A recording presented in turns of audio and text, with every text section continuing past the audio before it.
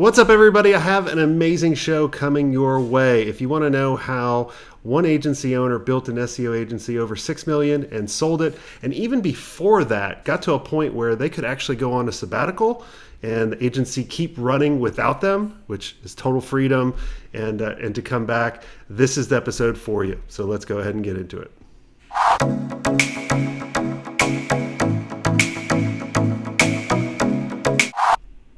All right, welcome to the show, Stefan. How's it going? It's gone great. Thanks for having me. Yeah, man. So tell us a little bit about who you are and what you do. Yeah, I've been doing SEO since the 90s, if you can believe it, even before Google existed. That was back when we PhD.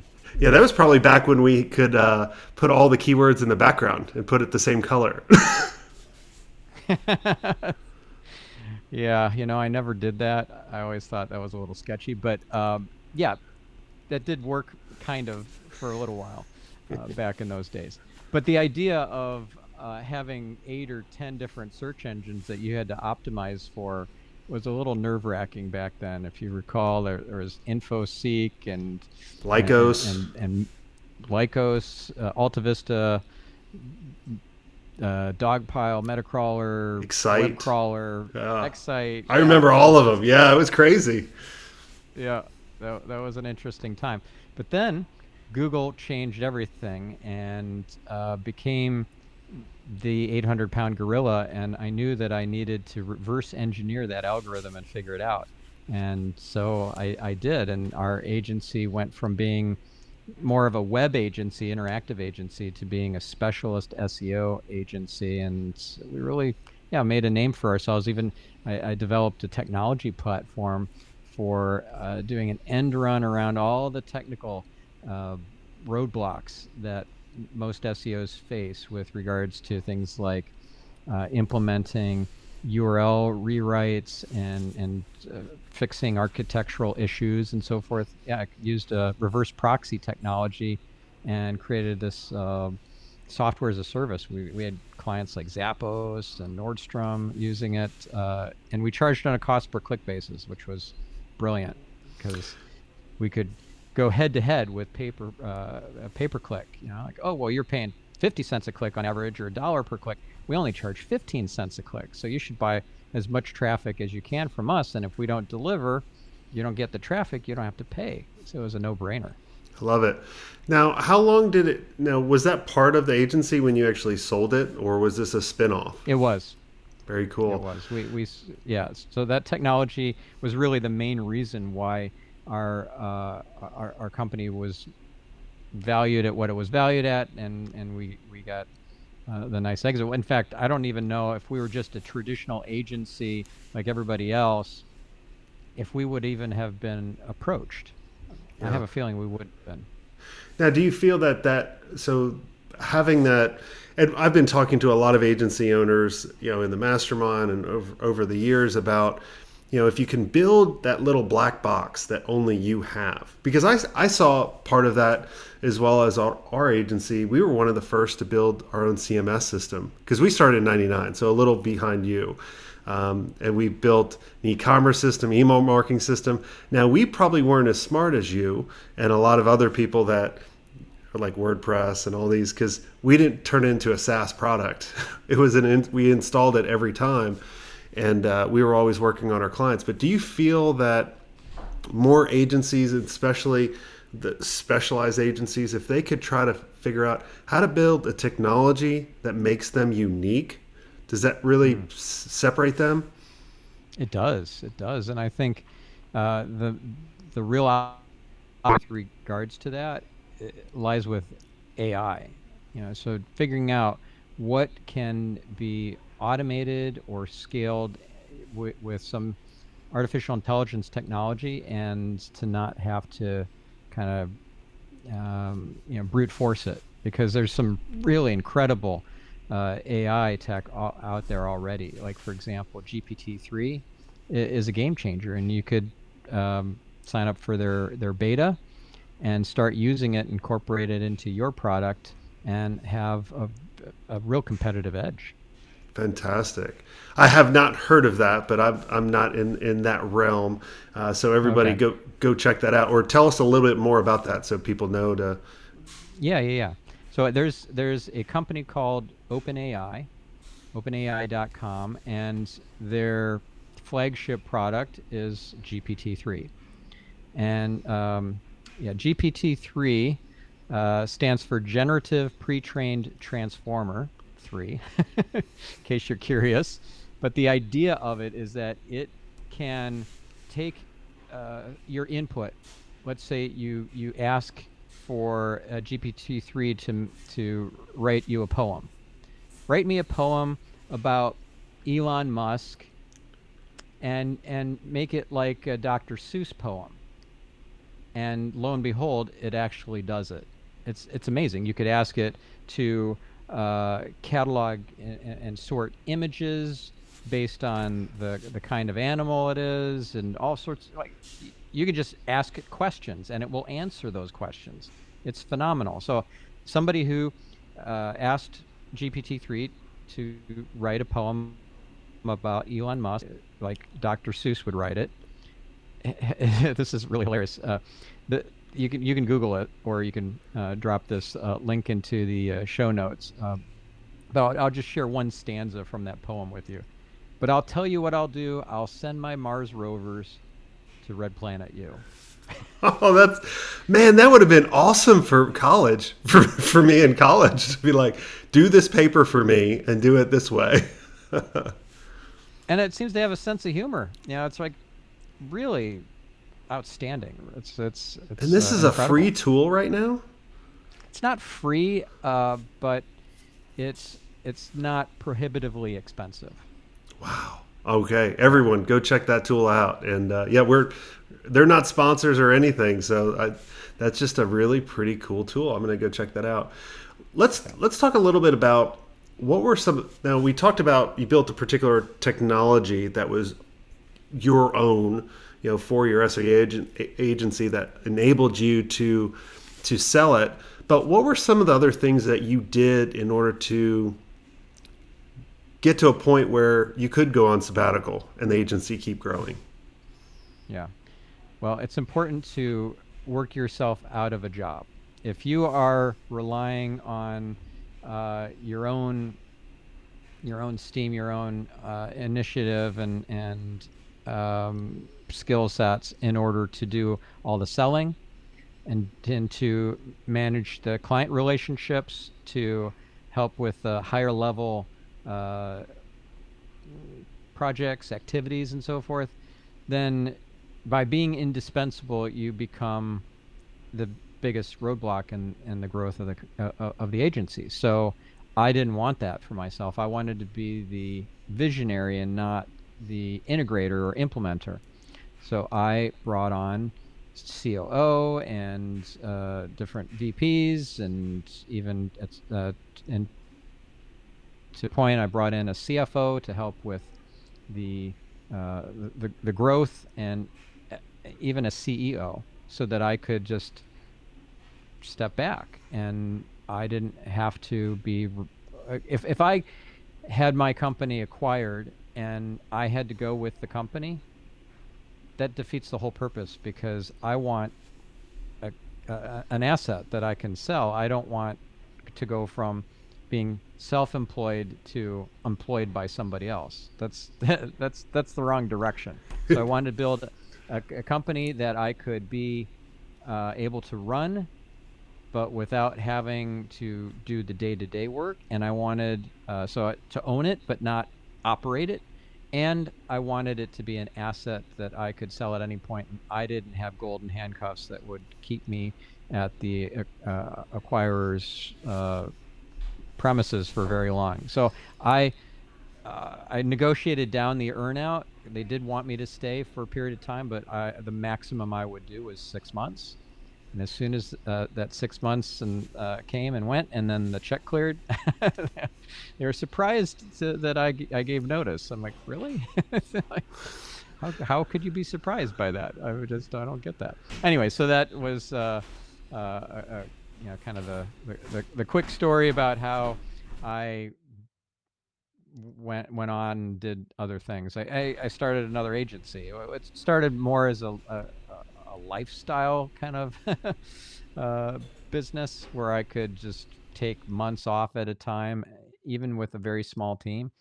And I did do that. I signed up for Tony Robbins Platinum Partnership, which was amazing. I followed Tony all around the world, all these amazing, uh, life changing experiences. Platinum partners pay a lot of money to Tony Robbins every year, but they get incredible experiences and very exotic places all around the world. So I did that for 3 years, and it was incredible. It was Oh life wow. changing, and I was able to do that because I had a successful exit. Right? Yeah, that's great. So I'd look at it as you gotta. A lot of times, people want to hire for things that they don't know, right? To bring into the agency. And I was chatting with a buddy of mine, Dan, and he was talking about you want to hire people based on what you don't want to do anymore first, and start mm-hmm. right. Like if you're at the center, so you start looking at like the under $100 tasks, email, bookkeeping, account management, project management, all these things, and going, how can I hire so all that is done? And because that's working in the business. And then you got to look at what's the other side on the business. Well, that's content creation because, like what we're doing now, only us can really create this, but we shouldn't be doing post editing or editing it, right? That's kind of why I'm trying to do this all in one take. and then Well, we you're doing a great job of it. well, I hope you just jinxed it now. Um, right? Okay. And just do like strategic planning, leadership development, and work on those things in order to, surround yourself. So when you go back at looking at the first agency and even the agency now that you have now, what was the order of people that you started bringing in? And you don't have to, obviously don't name the names, but tell us the titles or their responsibilities, and like who did you hire first, second, third that started making this to a point where you could have that freedom in the agency. Yeah.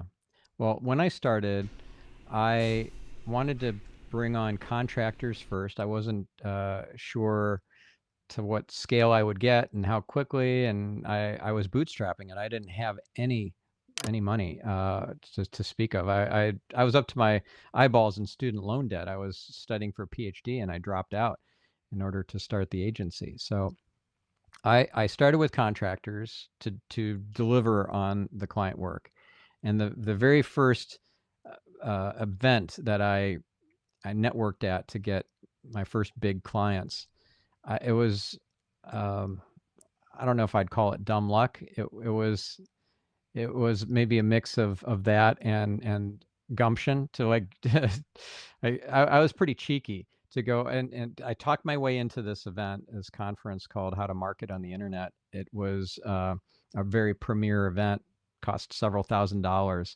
to attend, and I wasn't a speaker. I didn't even have the money to afford to attend at that point because remember I was up to my eyeballs in student loan debt.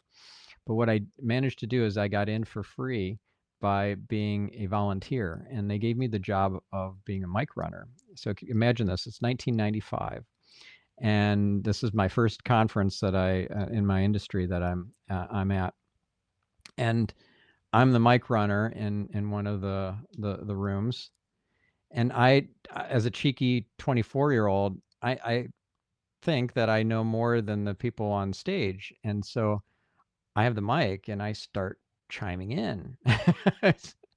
And I ended up getting a big stack of business cards by the end of that day. And two big accounts came from that. Both of those, each worth over $500,000 in customer lifetime value to me. I didn't have to get funding. I just had to put myself out there in a very daring way. Now, I did get uninvited from volunteering on day two. Apparently, some of the speakers didn't think this was too cute what I was doing, but I didn't know any better. I was just trying to add value in a way that many people would be pretty nervous about doing. Anyway, so this is how I got my start with the contractors to help deliver on that work, and then I started working on a more kind of permanent situation. So I hired, in those early days, I hired developers and systems administrators and stuff like that to handle a lot of the technical stuff. But where it gets really interesting is when I decided, you know what, I'm going to move to New Zealand because why not? Everybody else is going. I was in Madison, Wisconsin at the time. Everybody else was like moving to Silicon Valley to make their fortunes. I'm going to do the exact opposite and go halfway around the world to New Zealand. I'd never been there, and I just knew intuitively that it would be a fantastic place to live. So I applied for residency, permanent residency, and I got in. So then I convinced my wife at the time and my kids to make this huge move, and we did. And I had to start all over again pretty much because I wanted to keep the US business running, but I wanted more of a skeleton crew. I had an office manager at the time. We were like 7 staff or something like that. So or maybe it was 9. We scaled it down to 3 staff, and the main person that I left in the Madison, Wisconsin office was the office manager who I promoted and made her like managing director so she could get into exclusive meetings with C-level executives and stuff like that because she had the title.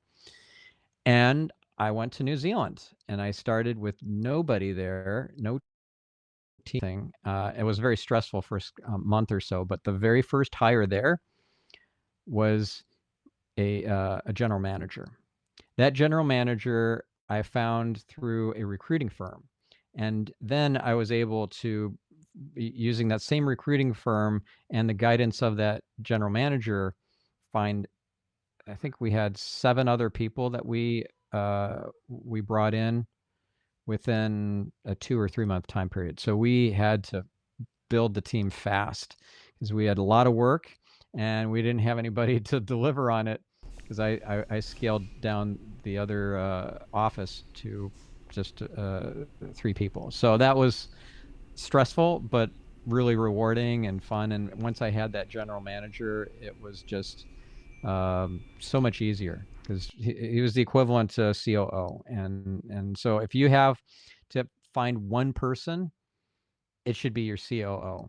Maybe the very first person should be your EA so that can free you up from a lot of the tasks that are bogging you down and are not high value tasks.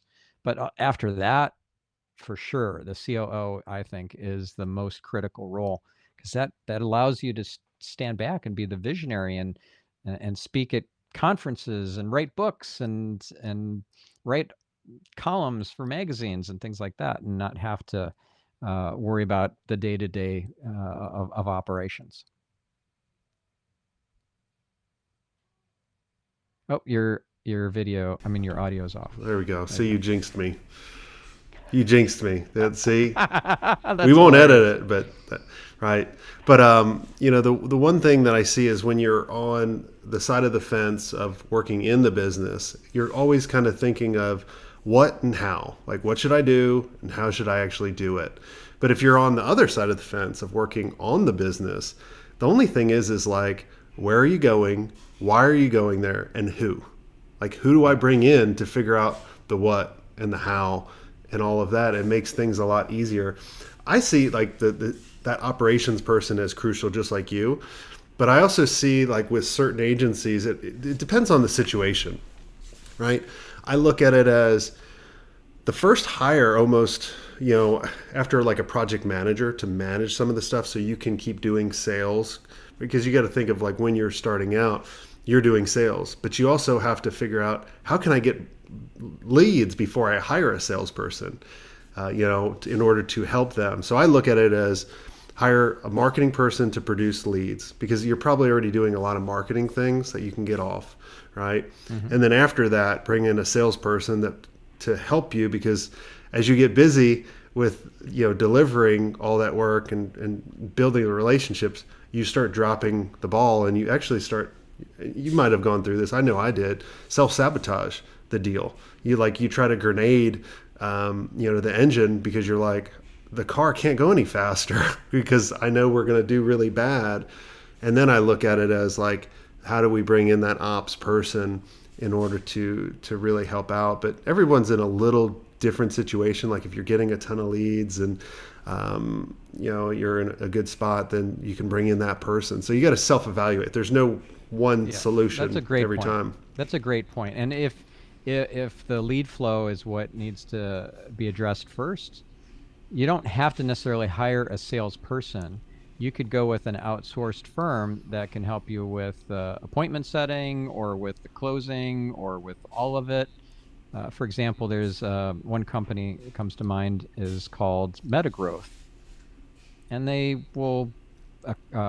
they'll recruit the salespeople. They're going to be commission only, and they become your team, and you pay Metagrowth a monthly retainer and then a percentage on top of that of the sales that their team generates, or the team that becomes yours. But they continually train, and if somebody leaves, they'll replace them and so forth.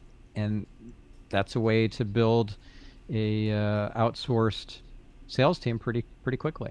Exactly. Let's talk about the GM and the operations person. What was the role? What were their responsibilities enable you to step away? And what were the other team members that you had to have in the place so you could go on the sabbatical? Yeah. So it was a few years later after I went on sabbatical. We built up the Madison office again to one that was at one point we got to 35 staff over there, and we had a CEO and a CFO. Or no, we didn't have the CFO yet. With the CEO, we had the general manager, the same one that was my first hire in New Zealand, and I ended up, yeah, taking 6 months in New Zealand, and yeah, it was just worked great. It was really refreshing, and I was burned out at the time. This was back in, I don't know, 2004, 2005, and I had just worked myself to exhaustion really, and I was needing a break. So everyone was very supportive of me to just take that time off, which I needed. Well, let's talk about that because there's a lot of agencies that work themselves to exhaustion. So, how did that happen? Especially since you had, everyone thinks hiring an operations manager, while all your, like you don't have to do anything anymore. So, how did you work yourself to exhaustion, and what would you avoid, going through it now that you know what caused it? Yeah. Well, I made myself too essential to the marketing of the business, being the thought leader, right? It wasn't like there were 5 or 10 of us. I was the one who was writing books and writing columns and so forth. It wasn't until after I had the sabbatical and I kind of realized I needed to have that function of the business be distributed out across multiple staff that we encouraged other team members to start writing columns and speaking at conferences as well. But yeah, that was pretty much just my job, was to keep going from conference to conference to conference. So I was on the road all the time. I was based in New Zealand, but I was spending probably a quarter to a third of my year in the US. And I had small children at the time, and it was not easy for me to spend all that time away from them. That took a toll on me and on my happiness. So that was a big part of it. And then I was a workaholic. Maybe I still am to some degree, but I'm way better than I used to be. It's like it's a socially acceptable addiction, but it's not okay. It doesn't help your health or your family in the long run. It's just a way of numbing out, I guess. And if if uh, if this relates to you and you're feeling like you're kind of a workaholic, then you got to take some powerful action to address it. Don't just think, yeah, that probably is something I should get to someday. You got to address it because um, it doesn't break the it doesn't break the camel's back until it does, and you don't know when that's going to happen. So just preemptively address it. Oh, you're muted again. Ah, damn. I'm just gonna stop muting it. This is a second, but I've learned that the hard way as well. And the only way that I've found through that is creating kind of rules on your time and really goals around your time. And that is first. I feel, and for many years, I taught people in the agency playbook, the framework for us, that, hey, set your revenue goals first, and then your create goal, and then your time goals are last. Well, when you do that, you're going to sacrifice your time because everything else should be leading up to the time and thinking about why. Like one of the exercises I walk people through is going, all right, write out your perfect week and what does that look like? And then tell me why. Like, do you want to take your kids to the swimming practice or track, or, do you want to be home when they get home from school, right? Like, that's why we work so hard, but then we sacrifice it. Or, hell, I've been breaking my rules on health. Of just working, until I get back to Colorado, and literally just, kind of skipping, the health stuff. So what worked for you? Do we have to go away for 6 months to do that, or what? No, you don't. You Yeah. don't. Here's the key. If you're chasing after, whether it's your health or your relationship or uh, career, family, whatever it is, right? It it becomes elusive because when you're chasing after one thing, you can't chase after all of the things. The only way that you can win at all of it, the business slash career and your health and finances and family and significant other, all that, is to chase after just one thing that has it all. And the analogy I give you is, I learned this in Kabbalah class actually.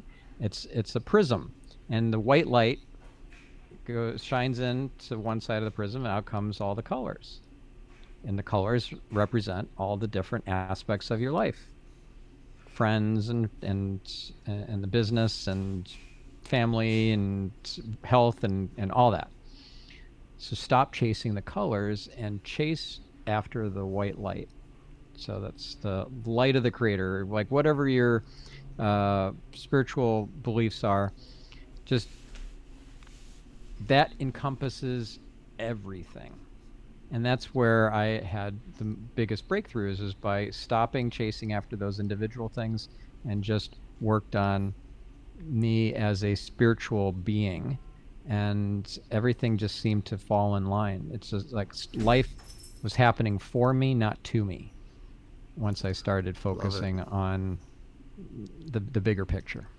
I love it. I mean, that's it's so true, and I think we always have to remind ourselves that, because we'll say it now and we'll do it for a week, 2 weeks, maybe a month, and then there's something that breaks our cycle, and you've got to constantly be disciplined, and I think also kind of self-aware of when that triggers, in order to go back. Because it's like that one story I heard one time. It was a guy that was working himself to death running a business so he could save up, or so he could sell it and go buy a fishing boat. And then he wanted just to be a charter boat captain, where he didn't have to waste 30 years of working around the clock. He could have just been a charter boat captain from the start.